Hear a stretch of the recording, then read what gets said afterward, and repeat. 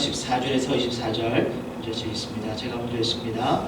여호와 하나님이 뱀에게 이르시되 내가 이렇게 하였으니 내가 모든 가축과 들의 모든 짐승보다 더욱 저주를 받아 배로 다니고 살아있는 동안 흙을 먹을지니라.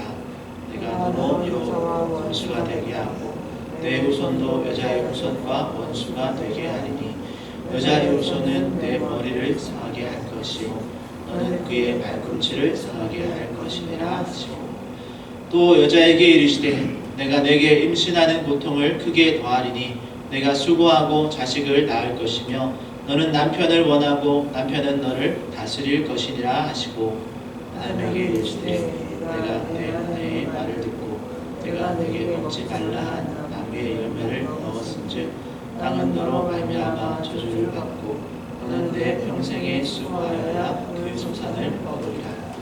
땅이 내게 가시덤불과 엉겅퀴를 낼 것이라. 내가 먹을 것은 밭의 채소인즉 내가 흙으로 돌아갈 때까지 얼굴에 땀을 흘려야 먹을 것을 먹으리니 내가 그것에서 취함을 입었느니라. 너는 흙이니 흙으로 돌아갈 것이니라 하시니라.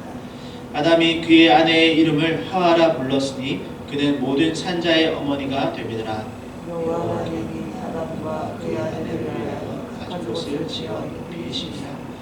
여호와 하나님이 이르시되 보라 이 사람이 선악을 아는 일에 우리 중 하나같이 되었으니 그가 그의 손을 들어 생명나무 열매도 따먹고 영생할까 하노라 하시고 여호와 하나님이 에덴 동산에서 그를 내보내어 그의 근원을 땅을 갈게 하시니라. 이같이 하나님이 그 사람을 쫓아내시고 에덴 동산 동쪽에 그룹들과 두루 도는 불칼을 두어 생명나무의 길을 지키게 하시니라. 아멘.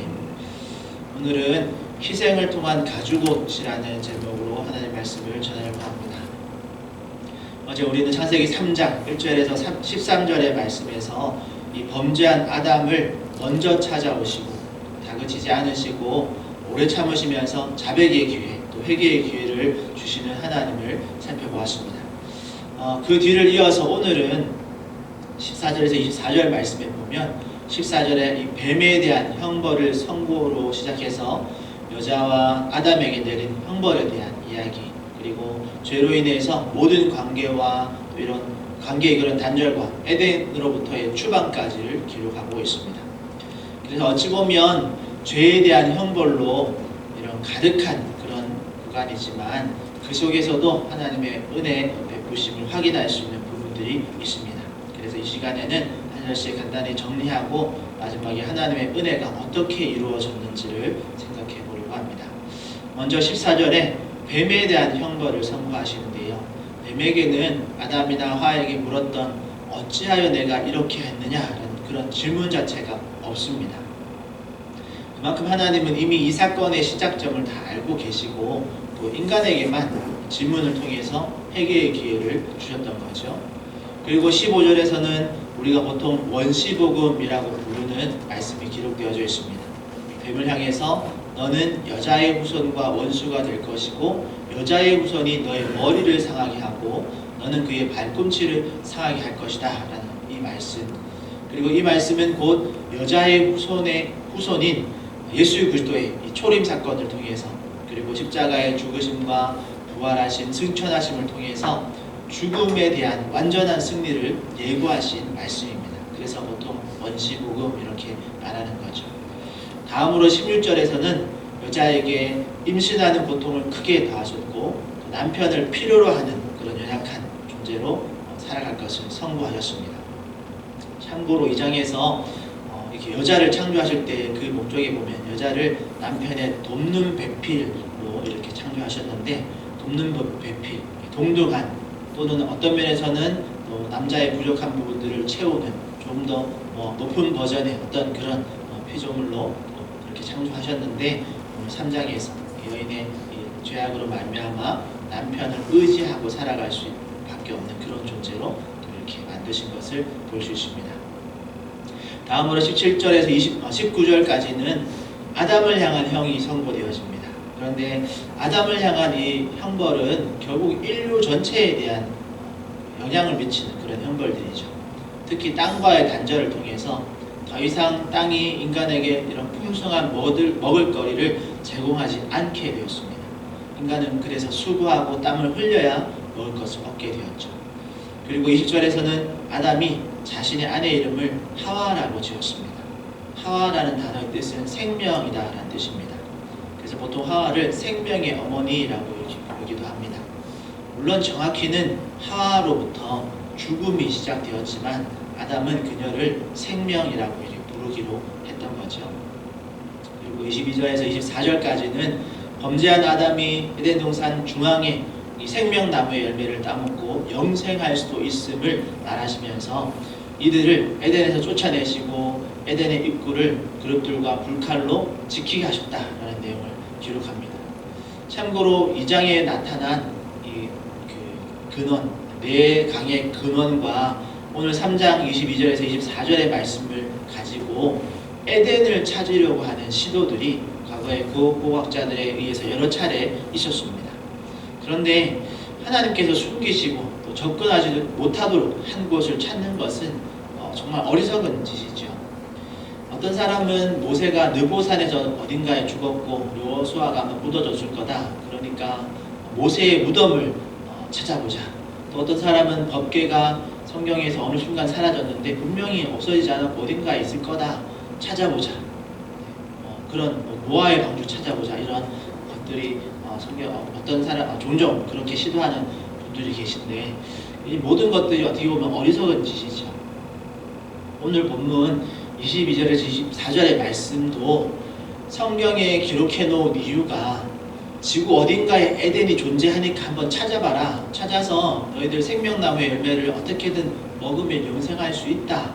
뭐 이런 정보를 주기 위해서 여기에 이 기록을 남긴 것이 결코 아닙니다. 그러면 어떤 메시지를 주기 위해서 22절에서 24절의 말씀을 기록해 놓은 것일까요? 그것은 우리가 방금 설명하면서 건너뛴 21절의 말씀과 관계되어져 있습니다. 21절의 말씀이 무슨 내용이었습니까? 여호와 하나님이 아담과 그의 아내를 위하여 가죽옷을 지어 입히시니라. 아멘. 여러분 앞선 설명 중에서 3장 15절의 말씀은 미래의 메시아를 통해서 구원하실 것을 예고한 원시 복음이었다라면 21절의 말씀은 하나님께서 직접 아담을 대신해서 짐승을 죽여서 희생시켜서 그 짐승의 가죽옷으로 아담과 하와의 이 부끄러움을 가려주셨다는 하나님의 죄인을 향한 최초의 은혜 베풀어 주심에 대한 기록입니다. 하나님이 많은 은혜를 물론 베풀어 주셨지만 아담이 죄인이 되고 난 이후에 최초로 은혜를 베풀어 주신 짐승을 희생시켜서 아담의 부끄러움을 가려주신 그런 기록이다라는 거죠. 당시 아담과 하와는 자신들의 그런 부끄러움, 자신들의 그 죄성을 감추기 위해서 최선을 다해서 만든 것이 고작 무화과나무 잎을 엮어 만든 치마였습니다. 그리고 그것으로도 부족해서 숲을 속에 숨어 있었던 거죠. 그러나 인간의 노력으로는 나뭇잎 치마처럼 잠깐의 자신의 치부를 가릴 수 있을 뿐입니다. 그것이 인간의 한계이죠. 그래서 하나님은 짐승을 죽여서 가죽옷을 입히심으로써 인간의 부끄러움을 가려주신 것입니다. 그리고 이 희생을 통한 가죽옷은 하나님께서 인간을 향한 사랑과 은혜 베푸심의 상징이기도 합니다. 만약 죄를 지었으니 너는 사형이다 라고 선고하시고 그냥 바로 죽음으로 이야기를 끝내려고 하셨다면 여러분 가죽옷이 필요치 않았겠죠. 하지만 하나님께서는 가죽옷을 입히심으로 인간에게 죽음이라는 형벌이 집행되기 전까지의 시간을 다시 살아볼 수 있는 그런 기회를 주신 거죠. 그리고 여러분 여기 오늘 본문에 나오진 않지만 아담이 몇 세에 실제로 죽었냐면 930세에 실제로 죽음, 육체의 죽음을 맞이합니다. 하나님은 그러니까 엄청 오랜 시간을 아담에게 기회로 주신 거죠. 특히 오늘 본문에서 아담과 하와는 끝내 자백하거나 회개하는 기록이 나와 있지 않습니다. 그러니까 하나님께 용서를 구한 장면이 없는데 그러나 하나님은 그런 죄인들을 위해서 동물을 대신 죽이시고 그 짐승의 가죽옷을 입히시면서 그들을 먼저 용서해 주시고 새로운 기회를 주신 것이죠. 그리고 이 가죽옷의 이야기가 앞서 다룬 22절과 24절 에덴 동산에서 추방하시고 에덴 동산을 들어와서 생명나무의 열매를 못 먹도록 그릇과 불칼들로 지키신 이야기와 연결되어져 있습니다. 여러분, 희생을 통한 가죽옷이 하나님의 은혜 베풀어 주심의 상징이라고 했습니다. 이와 마찬가지로 에덴에서 추방하고 생명나무의 열매를 못 먹도록 차단하신 것 또한 하나님의 세심한 배려, 하나님의 은혜 베풀어 주심입니다. 우리는 얼핏 생각하면 에덴 동산을 어떻게든 찾아서 그 생명나무 열매를 먹고 영원히 살 수만 있다면 좋겠다, 그리고 그렇게 해보고 싶다라고 생각할 수 있지만 그건 절대 좋은 선택이 아닙니다. 오히려 큰 착각이고 실제로 그렇게 되면 큰 문제가 생깁니다. 왜냐하면 여러분, 죄인에게 복이란 것은 영원히 사는 것이 아니기 때문입니다. 죄인으로 영원히 사는 것은 여러분 그냥 영원한 저주입니다. 그러면 죄인에게 가장 큰 복이 뭘까요? 그것은 죄를 용서받는 것이 가장 큰 복인 줄 믿으시기를 바랍니다. 그래서 하나님은 아담을 에덴에서 추방시키고 절대로 생명나무의 열매를 못 먹게 하신 거죠. 죄인으로서 영원히 사는 저주에 걸리지 않도록 대신 땀을 흘려야 먹고 살 수 있는 세상이지만 그 속에서 자신의 죄를 반성하면서 또 새롭게 주신 하나님의 그 기회에 하나님의 선을 따라서 행하면서 다시 살아볼 수 있는 기회를 주신 거죠. 결국 오늘 3장 후반부의 말씀의 내용을 정리해보면 하나님께서 아담과 하와에게 이런 죄에 대한 형벌을 선고하시고 그들을 추방하시고 영원한 생명에 이르는 길을 차단하신 것, 이 모든 것들이 또 희생을 통한 가죽옷을 입고 새롭게 주어진 삶을 다시 한번 살아보라고 은혜 베풀어 주신 하나님의 놀라우신 사랑, 하나님의 귀한 자비하심임을 여러분 기억하시기를 바랍니다. 그러기에 우리는 땀을 흘리면서 땅을 견작하면서 수고하면서 또는 아이를 낳는 그런 고통의 순간을 통과하면서 인간의 이 불순종으로 인해서 이런 단절과 고통이 우리에게 왔구나, 우리가 앞으로는 하나님의 말씀에 순종하면서 살아야겠구나 라는 이런 이 마음의 자세, 또 우리의 그런 죄를 자숙하며 하나님께 다시 주신 그 기회를 살아가려는 그런 노력들을 우리가 끝까지 또 매일매일 감당해야 될 줄 믿습니다. 그리고 또 하나의 희망이 있죠. 우리는 죄에 대한 형벌이 영원할 것 같고 또 인간의 능력과 또 짐승의 희생을 통한 이 죄 용서의 효과는 일시적인 것 같아 보이지만 하나님은 이것 또한 여인의 후손을 이 땅에 보내주심으로 완전한 구원을 이루는 길을 예비하셨다는 점입니다. 오늘 창세기 3장을 기록하고 있는 모세도 사실 이 내용은 확실히 알지 못했습니다. 하지만 오늘날 우리는 그 여자의 후손이신 예수님이 오신 것과 또 대속의 죽음과 부활과 승천을 통해서 구원의 길을 이미 열어놓으셨음을 알고 믿고 살아가는 성도들입니다. 그래서 우리는 더 이상 짐승의 희생으로 우리의 죄를 용서받으려고 하지 않아도 괜찮죠. 대신 오직 예수 그리스도의 보혈을 힘입어서 하나님 앞에 직접 나아갈 수 있는 그런 시대를 살고 있는 줄 믿습니다. 그러니 혹시라도 우리가 죄에 넘어진다면, 여러분, 그리고 말씀을 통해서 어떤 죄를 깨닫게 되어진다면 오늘 이 3장에 아담과 하와처럼 끝까지 회개하지 않는 그런 어리석음에 머물지 마시고 하나님의 그 넓은 자비하심을 믿음으로 하나님께서 이렇게 한 모든 것들이 결코 우리를 끊어버리시려고 하신 것이 아니라 우리에게 새로운 기회, 다시 살아볼 수 있는 은혜를 베풀어 주신 것이구나, 이걸 기억하면서 혹 죄에 넘어졌더라도 하나님께 용서를 구하며 하나님께로 다시 나아가는 우리 모든 성도들 되시기를 축복합니다.